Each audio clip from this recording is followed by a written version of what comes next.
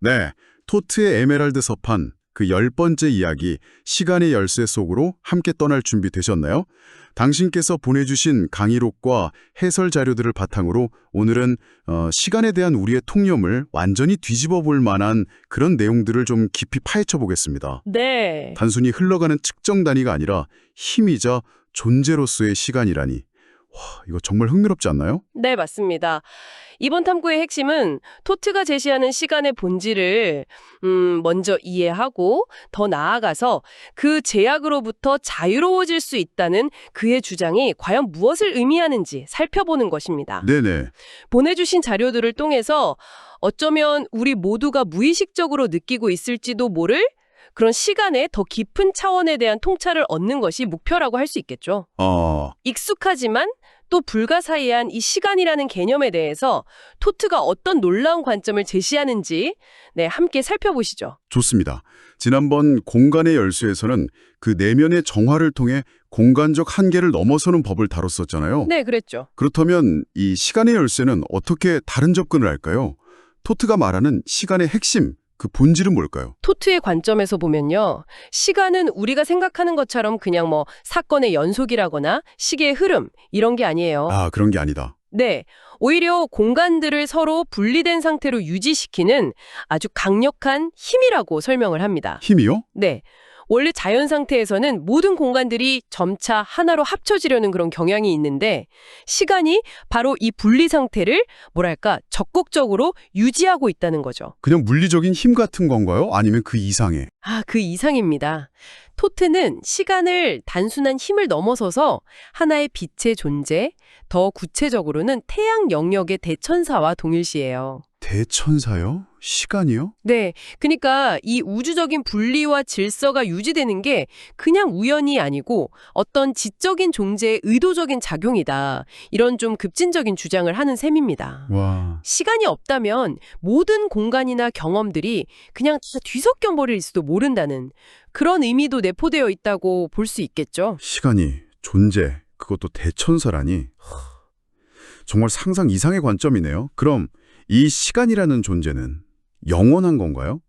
토트가 그의 스승, 그 머물러 계시는 분에게 시간의 본질에 대해 물었을 때 아주 의미심장한 답을 들었다고 자료에 나와 있던데요. 네. 바로 그 부분이 시간의 본질을 이해하는데 아주 중요합니다. 태초의 상태는 시간도 없고 공간도 없고 심지어 없음이라는 개념조차 존재하지 않는 거룩한 텅 빔, 홀리 엠티니스 그 자체였다고 해요. 거룩한 텅빔. 네. 모든 가능성이 잠재된 순수한 공해 상태였던 거죠. 그 절대적인 고요 속으로 의미심장한 한 생각, A thought moved outward.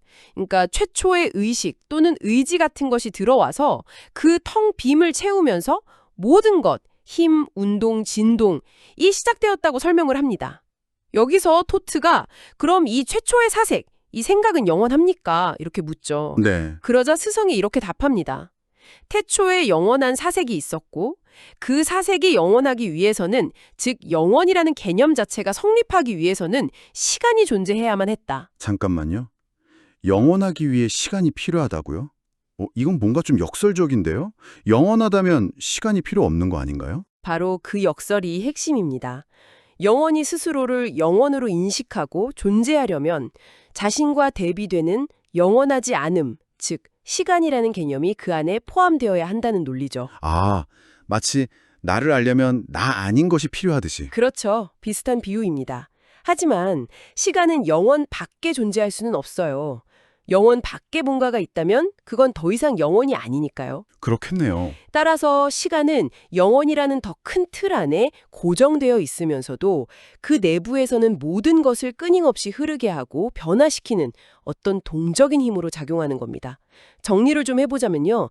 시간 자체는 영원 속에서 변하지 않는 원리, principle 같은 거지만 시간 안의 모든 존재와 사건들은 끊임없이 변화하고 움직이죠. 네. 시간은 바로 이 변화와 흐름 속에서 사건들을 분리시키고 각각의 고유한 순서와 자리를 유지시켜주는 일종의 질서의 힘인 셈이에요. 우리가 경험하는 과거, 현재, 미래라는 이 분리감도 역시 이 힘의 작용이라고 볼 수 있습니다. 와, 시간의 본질에 대한 정말 심오한 설명이네요. 단순히 과거, 현재, 미래로 흐르는 강물 같은 이미지가 아니라 영혼 안에서 질서를 부여하는 능동적인 힘이자 존재라니. 그렇다면 토트는 이 강력한 시간의 흐름이나 제약으로부터 어떻게 자유로워질 수 있다고 말했을까요? 이건 정말 공상과학 소설에나 나올 법한 이야기처럼 들리는데요. 네, 그렇죠.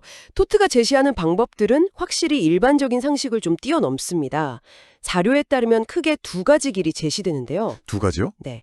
첫 번째는 카발라 마법 주문으로 알려진 진우루, 진유루의 힘을 사용하는 겁니다. 이 주문은 단순한 소리 음절이 아니라 시공간을 지배할 수 있는 내면의 잠재된 힘을 끌어내는 열쇠와 같다고 설명돼요. 주문을 외우기만 하면 되는 건가요? 그냥 이렇게? 그게 그렇지는 않습니다.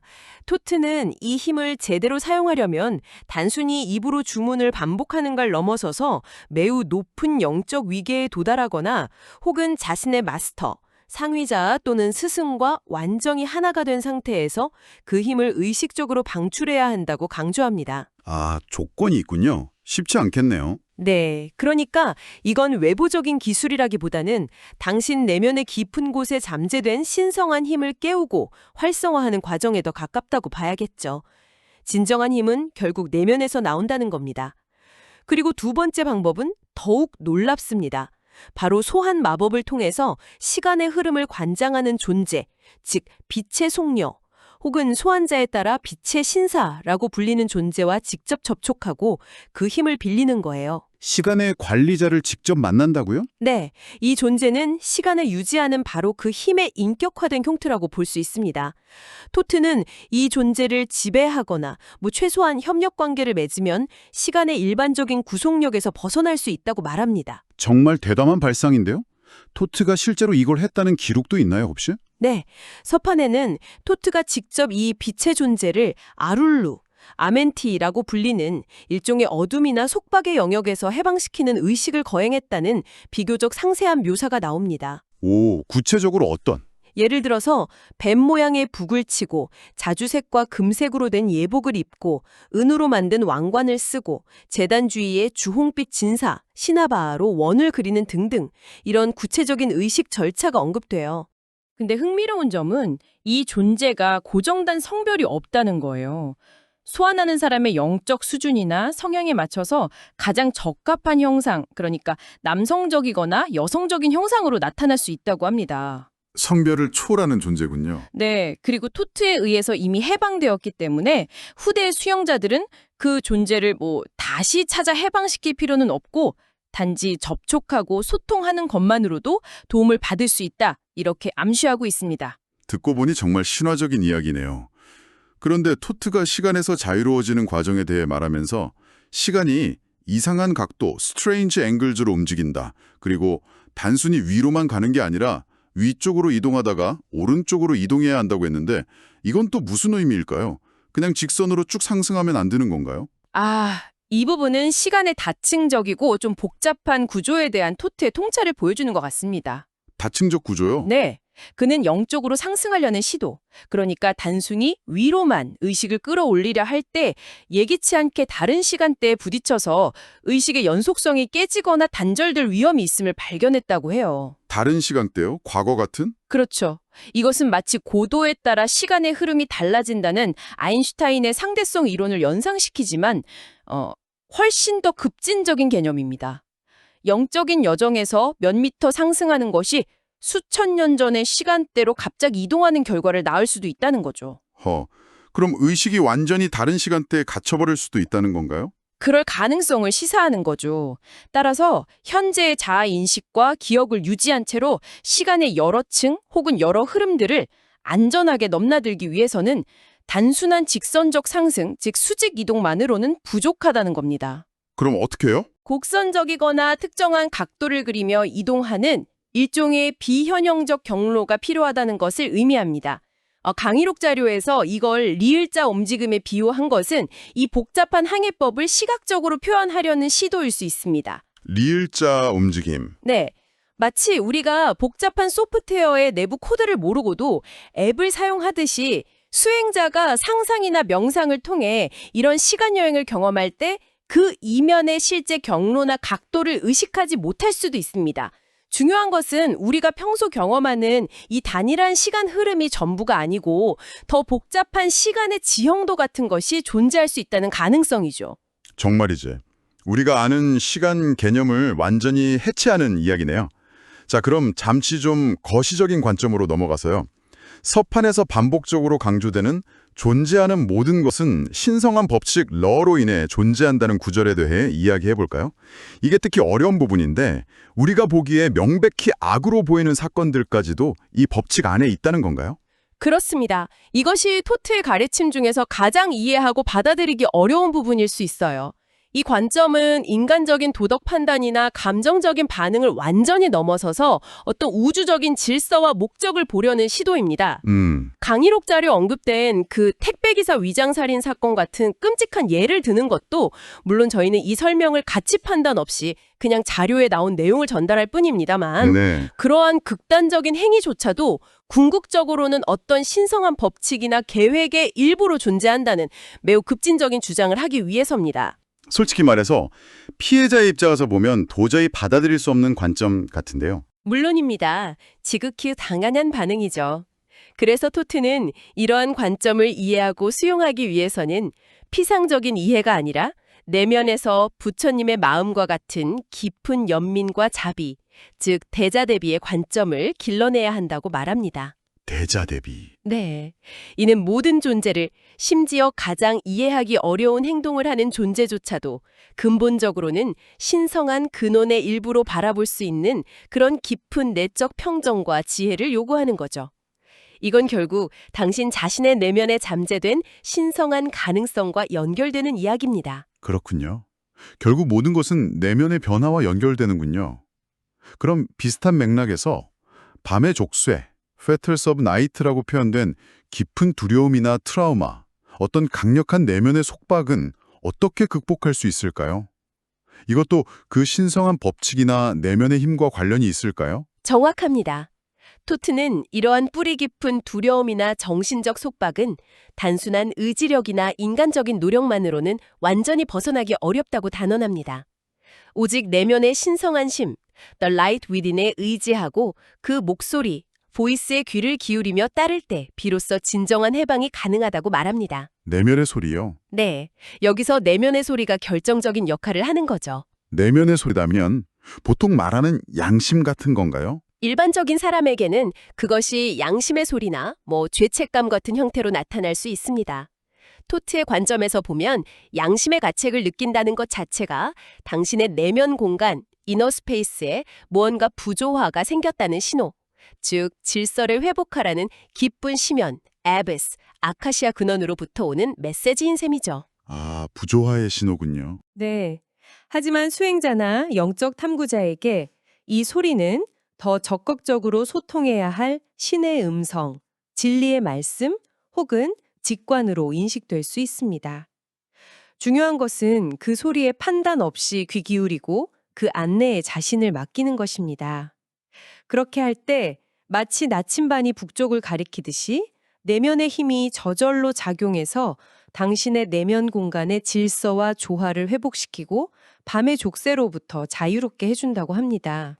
당신의 내면에서 어떤 소리가 들려오는지, 혹시 무시하고 있지는 않은지 돌아보는 것 자체가 치유와 성장이 될 수 있습니다. 네. 그리고 이 모든 과정의 궁극적인 목표는 시간과 공간 속에서 우리가 비록 분리된 객체처럼 보일지라도 근본적으로는 거룩한 하나, 또 원과 여전히 연결되어 있으며 한 몸임을 깊이 깨닫는 것입니다. 이를 위해서 자신의 영혼과 육체, 그리고 여러 차원에 흩어져 있을지도 모르는 자신의 다른 부분들, 에너지 파편이나 다른 차원의 자아들을 의식적으로 통합해 나가는 그런 여정이 필요하다고 토트는 말합니다. 오늘 토트의 에메랄드 서판 10번째 시간의 열쇠를 통해 정말 경이로운 세계를 엿본 것 같습니다. 시간은 그저 배경처럼 흘러가는 것이 아니라 공간을 나누고 질서를 유지하는 능동적인 힘이자 거룩한 존재이며 영원이라는 개념을 가능하게 하는 역설적인 표현 방식이라는 점. 그리고 시간의 제약에서 벗어나는 길은 진우루 같은 만트라를 통해 내면의 신성한 힘을 깨우거나 시간 자체를 관장하는 빛의 존재와 연결되는 심오한 영적 여정에 있다는 것을 알게 되었네요. 맞습니다. 그리고 이 모든 가르침의 근저에는 사람은 자신이 마음속 깊이 믿는 바로 그 존재가 된다. Man is what he believes, a brother of the night or a child of the light 라는 강력한 구절이 자리 잡고 있습니다. 네, 그 구절 인상 깊었어요. 그렇죠. 당신의 생각과 믿음을 어둠과 한계가 아닌 빛과 무한한 가능성으로 향하게 할 때, 그리고 토트가 전수한 지식, 그것이 진, 우루 같은 특정 만트라든 내면의 소리에 귀 기울이는 보편적인 지혜 등을 실제로 사용하고 적용할 때 우리는 스스로 힘과 지혜를 발견하고 빛과 하나 되어 시간이라는 속박마저 넘어설 수 있다는 것입니다. 토트가 강조했듯이 마법이란 결국 지식이며 우주의 근본 법칙, 즉 신성한 법칙, 로우를 이해하고 활용하는 것일 뿐입니다. 지식이 곧 힘이라는 그의 메시지를 기억하는 것이 중요합니다. 마지막으로 이 깊은 탐구를 마무리하며 당신께 하나의 질문을 던져보고 싶습니다. 토트는 말씀 속에 숨겨진 창조적인 힘을 발견하고 사용했다고 했습니다. 그렇다면 당신의 삶 속에는, 당신의 생각이나 신념 체계 속에는 아직 당신이 발견하거나 충분히 활용하지 못한 어떤 강력한 말씀이나 내재된 힘이 숨겨져 있지는 않을까요? 당신의 의식적인 집중과 흔들리지 않는 믿음을 통해 비로소 활성화되기를 기다리고 있는 당신만의 잠재력은 무엇일지 이번 기회에 한번 깊이 사색해 보시는 것은 어떨까요? 다음 시간에 또 다른 흥미로운 탐구로 다시 찾아뵙겠습니다.